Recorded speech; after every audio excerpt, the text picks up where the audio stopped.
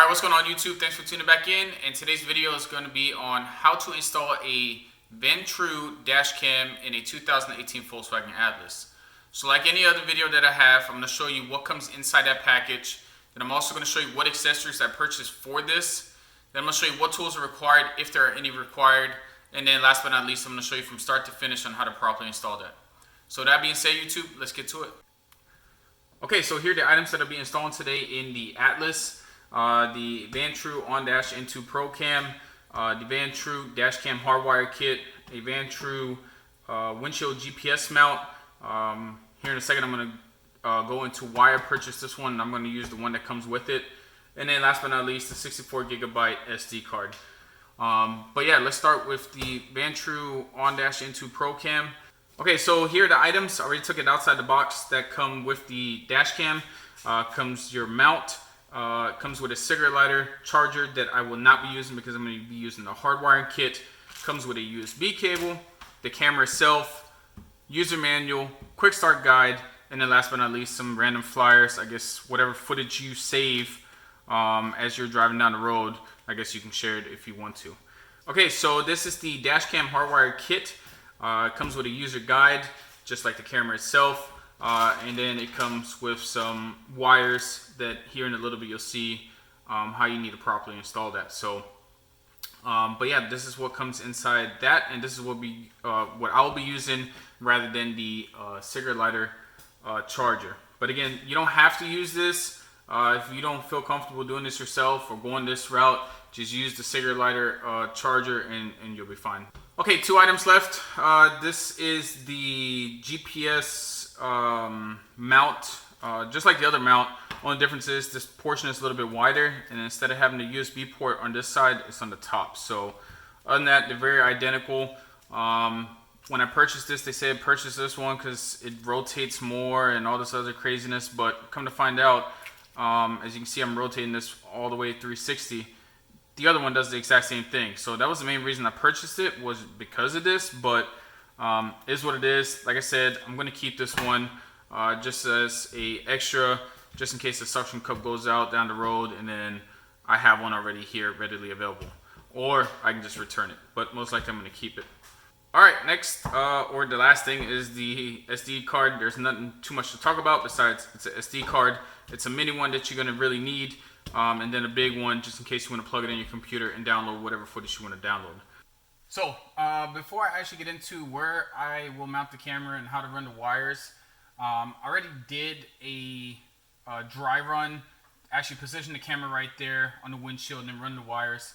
Now, the only problem that I ran into, and you can see I'm kind of missing components right here, I took the plastic cover off right here, just due to the fact that when I did run the wire straight up, it was just running along here, and there was no way to tuck it in because it's so tight to the windshield. So what I did is I took this cover off and these 2 little pieces to make this full assembly of a cover. And what I did was, this is the left side. Probably kind of hard to see, but I took my Dremel and put a little notch in there just deep enough to have this wire run through here. So as you can see, it's just enough room. So you do not have to do this. Again, I'm just about that professional look.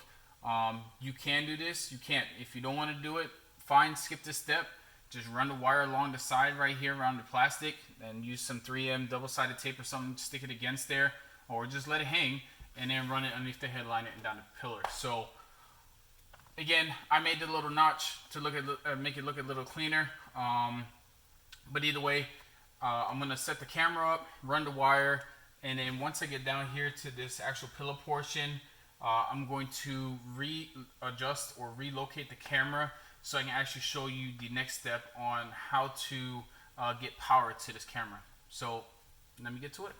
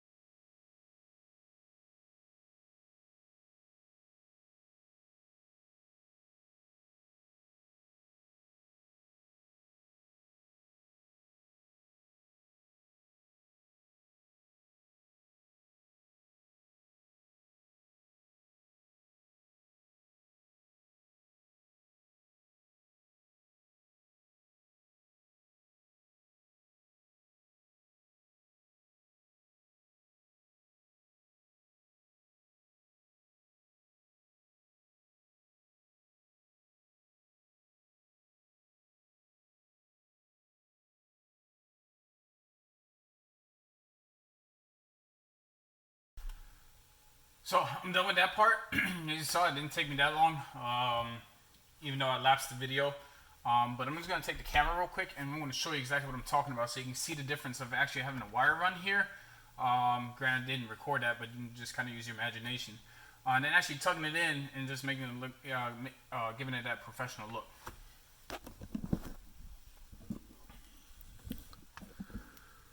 So here's the camera, and it's going to be a little hard to see. I'm trying to focus it in. But you can see the little notch right there that I was talking about. So it just tucks in and then runs straight up along the plastic. And what I did, I kind of just like, there's little clips there for the OEM harnesses. There was enough room to actually take this wire and plug it in. And then as you can see, ran it just straight into the headliner. And I apologize for bouncing all over the place. Tucked it in over there. See no wires. Brought it down along the pillar, and then all the way straight down to right here. And this is going to be my stopping point right now. But again, you don't have to go this route. Again, you can just have the wire run straight along here if you really want to. Again, it's up to you. Also, just to show you, I still can unplug it and the wire just hangs right there. And I still can plug it in with no issues. So again, this is the first step to it. Now let's get to the next step. Next step is going to be taking out this plastic piece as well as this plastic piece to run the wire. And then we're almost getting into the wiring portion. But first, take this one off right here. All you have to do is you're going to pry it out. I'm going to see it here in a second. Once this comes out, then you're going to have to take this one and pry it out as well with your plastic pry tool. If this is the first time you're taking this out, or anybody's taking this out, it's going to be in there nice and snug. Start from the bottom, work your way out or to the top, and it'll eventually come out.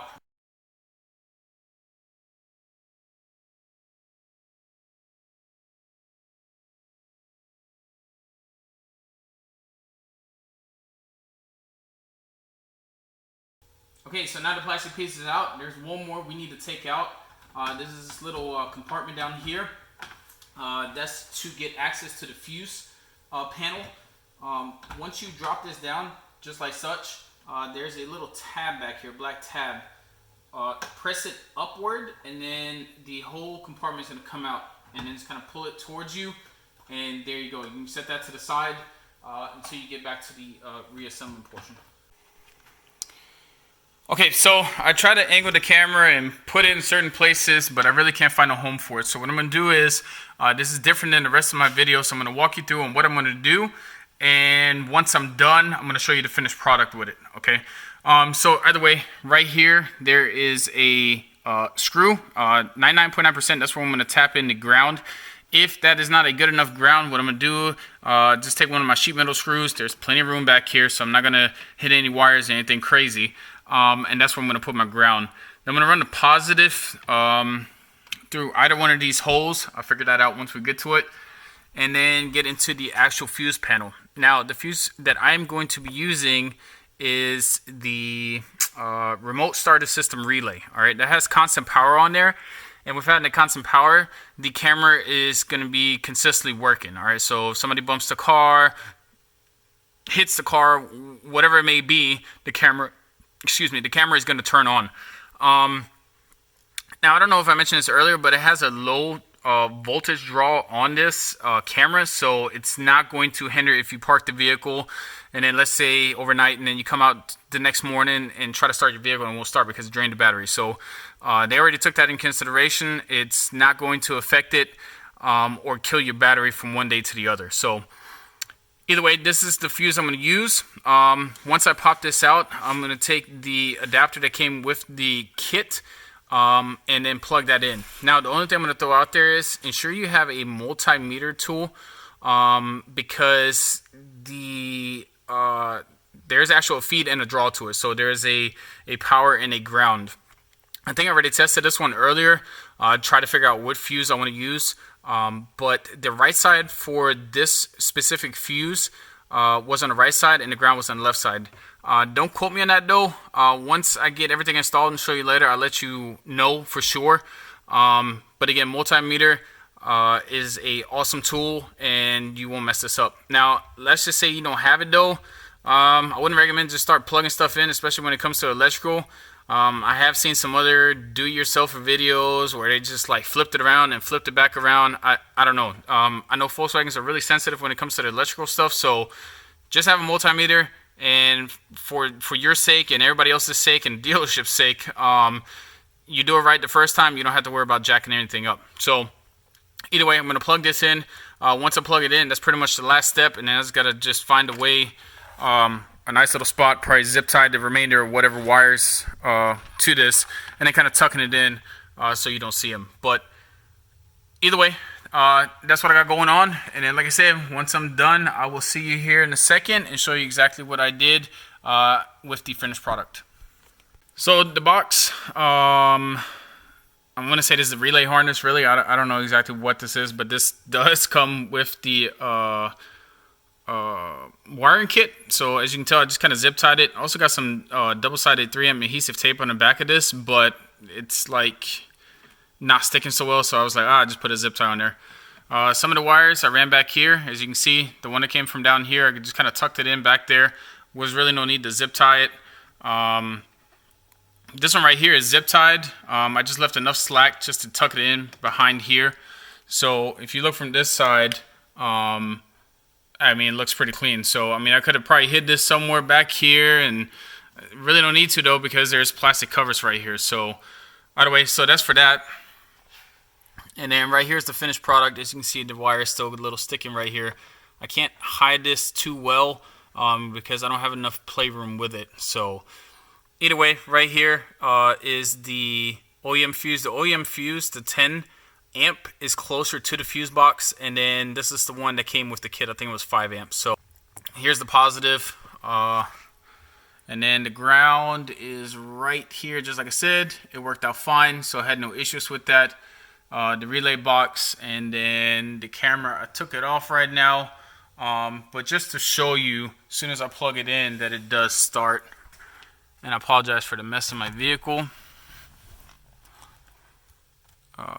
Let's see if I can get this in here real quick. Alright, so please insert SD card. I did do that, but I got to reformat it. So again, this is not really about the features or the functions of the actual camera. It's just to show you that it does work. Again, that's it. Right here, running all the wires. Can't see it down here. Just got to put the covers back on. And got to put this little guy back on, and then I am done. Okay, so there we go, start to finish.